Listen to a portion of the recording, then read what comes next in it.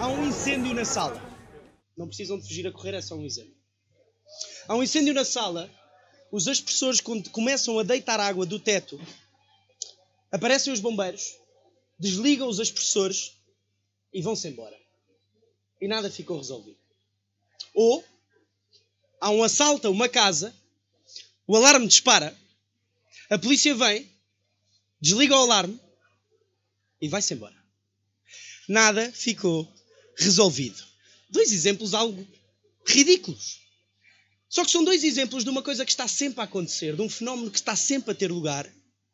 Basicamente confundimos causa com efeito. Confundimos aquilo que é a origem com aquilo que é consequência, com aquilo que é ponto de chegada. Eu vou-vos dar 3 exemplos disto. Um deles ligado ao contexto profissional, empresarial, e mais 2 exemplos ligados ao contexto pessoal. Neste caso vou usar 2 imagens ligadas ao desporto. Primeiro exemplo. Queremos aumentar as vendas em 10%. A nossa meta é aumentar as vendas em 10%. E para isso temos de percorrer todo um caminho para lá chegar. Todo um trajeto, todo um processo. E a pergunta que eu vou deixar no ar para já: onde é que deve estar o nosso foco? Qual é que deve ser a nossa prioridade? Aumentar 10%? A meta?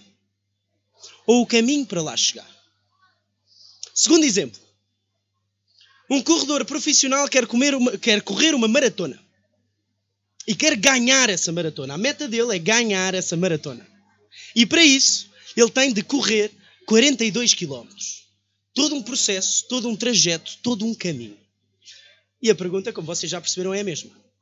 Onde é que deve estar o foco dele? Qual é que deve ser a prioridade? A meta? Ganhar a maratona? Ou o caminho? Correr 42 km? Terceiro exemplo. Temos uma equipa de futebol composta por 11 jogadores. E a meta desses 11 jogadores é ganhar o jogo de futebol. E para isso, eles têm de jogar futebol durante 90 minutos. E a pergunta, mais uma vez, qual é que deve ser o foco? Ganhar o jogo? Ou o caminho? Jogar esses 90 minutos? No primeiro exemplo, se aquilo que eu quero é aumentar as vendas em 10%, não me serve de nada andar a focar no aumento das vendas. O que me serve, sim, é focar na qualidade das reuniões que eu faço com os meus clientes. Eu sei para onde é que vou correr, cuidado. Eu sei qual é a meta, eu preciso saber qual é a meta, eu preciso saber para onde é que vou correr. Mas para isso, enquanto eu corro para ela, aquilo em que eu tenho de focar é na qualidade das reuniões que eu faço com os meus clientes e na qualidade da minha atitude de venda. Isso é a única coisa que depende de mim. O cliente comprar ou não depende de mim. Ele é que decide se compra ou não. Reparem, é suicídio eu andar a focar numa coisa que afinal de contas não depende de mim. A única coisa que depende de mim é aquilo que eu faço e fazê-lo bem. Que o outro compre, ou seja, aquilo que eu vou obter, chegar ou não aos 10%, não depende só de mim. Mais uma vez, um exemplo de confundir causa com efeito. Já o exemplo da maratona.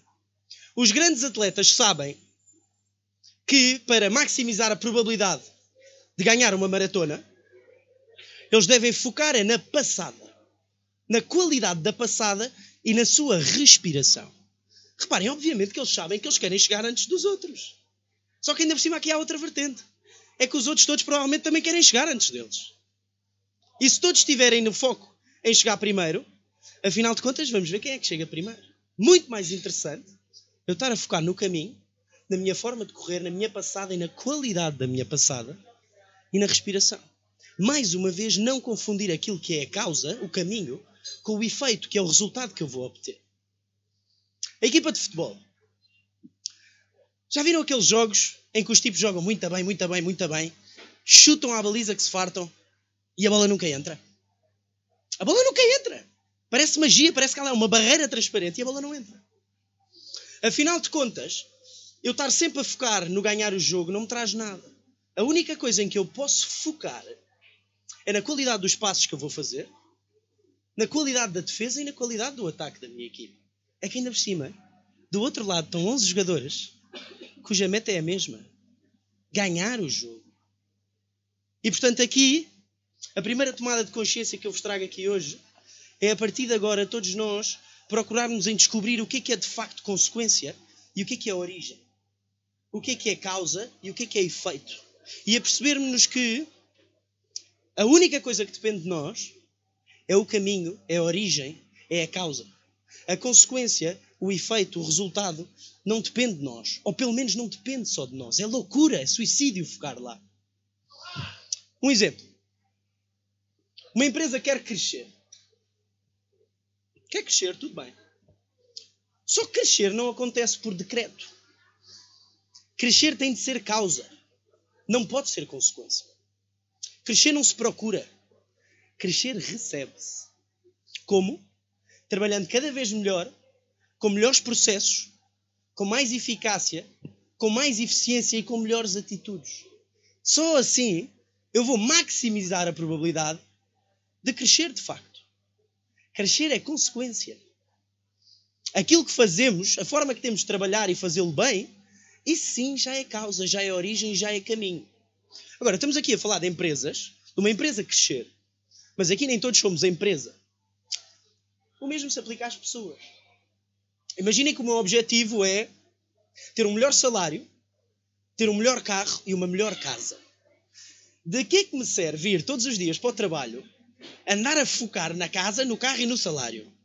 É a melhor maneira de eu me desviar desse objetivo. Aquilo que eu posso de facto fazer, aquilo que está ao meu alcance, é focar naquilo que eu ando a fazer no meu dia-a-dia e fazê-lo bem.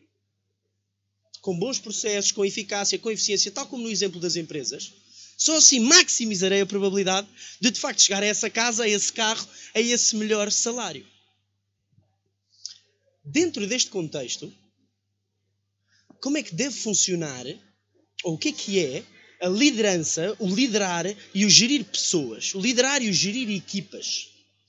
Reparem, aquilo que nós procuramos é um maior aproveitamento, maior dedicação e maior motivação de todos. Ok, até aí tudo bem. E agora faço uma pergunta, não deixa de ser curioso, que foi falada nos 2 discursos anteriores. Quem é que deve servir quem? Serão os colaboradores que devem servir os líderes? Ou os líderes que devem servir os colaboradores? Qual é a causa e qual é o efeito? Quem é responsável pela passada, pelo bom desempenho, pelo trabalho? São os colaboradores. Quem é responsável pelo caminho, por esse caminho ser bem feito, são os colaboradores. Logo, o interessante seria deixar de haver essa subserviência de que falaram, deixar de haver essas mordomias em que, afinal de contas, os colaboradores servem para isso servir cafés aos acionistas e aos administradores, e passarem a ser os acionistas, os administradores e os líderes a servirem os seus colaboradores. É que ainda por cima junta o útil ao agradável. Temos um grupo de pessoas muito mais motivada, muito mais feliz, muito mais focada, com muito melhor sentido de direção daquilo que andam a fazer e em fazê-lo bem. O que é que pode acontecer como consequência? Que a empresa cresça, que a empresa venda mais e venda melhor. Por consequente, os acionistas e os administradores ganharão mais dinheiro. É simples. Basta descobrir qual é a causa e qual é o efeito. Se basearmos as nossas culturas neste processo, estaremos cada vez mais perto de criar uma cultura baseada nas pessoas. Aquilo a que se chama uma people-driven culture ou uma employee-driven culture. E que bases é que nós poderíamos definir para criar uma cultura destas? Em primeiro lugar, a meu ver, deve ser tudo baseado na empatia. Antes de serem colaboradores, são pessoas que trabalham connosco. E em vez de vivermos neste paradigma em que, afinal de contas, o colaborador é inferior, é um subalterno, e há essas tais mordomias de que falávamos, o colaborador ser um parceiro, ser um embaixador da empresa e ser tratado como uma pessoa. E aí, a partir daí, focarmos em procurar, tanto profissional como socialmente, como pessoalmente, tentarmos descobrir e conhecer as pessoas que trabalham connosco. Procurar aquilo que as motiva, aquilo que as desmotiva. Aquilo de que elas gostam e aquilo de que elas não gostam. E, afinal de contas, também procurar descobrir quais são os méritos que se atribuem, quais são os sucessos que elas procuram, qual é para elas a definição de sucesso.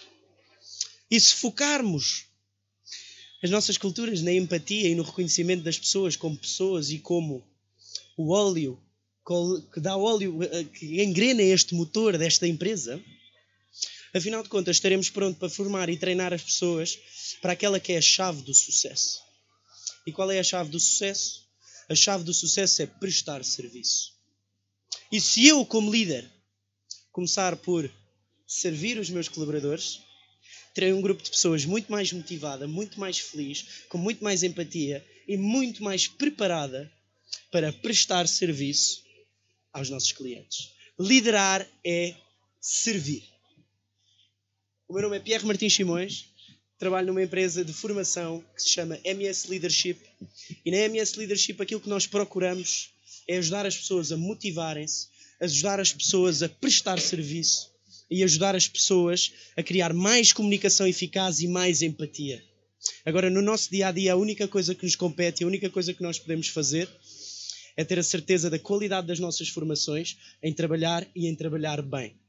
Se os outros vão estar mais motivados, com melhor comunicação, a prestar serviço, é consequência, não depende de nós. Muito obrigado pela vossa atenção. Obrigado, Fernando, e obrigado à Angry Ventures.